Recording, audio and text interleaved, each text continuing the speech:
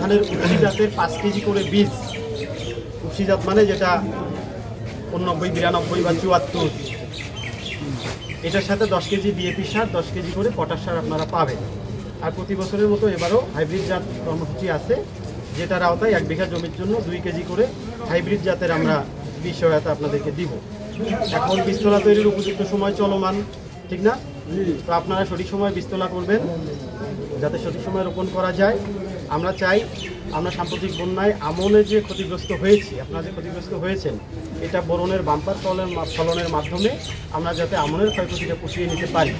এজন্য শুরু থেকে সঠিক সময় বীজ বপন বা অন্যান্য আধুনিক যে কৃষি প্রযুক্তিগুলো আছে, এগুলো ধাপে ধাপে আমরা আশা করি আপনারা অনুসরণ করে কাঙ্ক্ষিত ফলন পাবেন।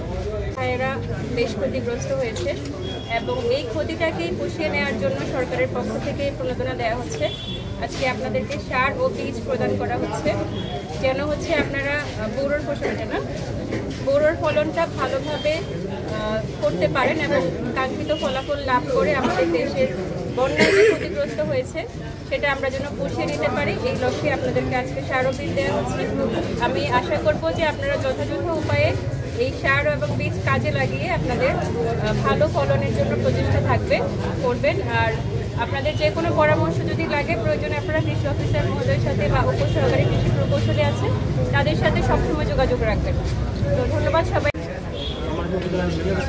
আজকের এই বীজ এবং সার বিতরণ কার্যক্রমের উদ্বোধন এবং ধন্যবাদ কৃষি অফিসার মহোদয়কে সম্মানিত উপস্থিতি আছে।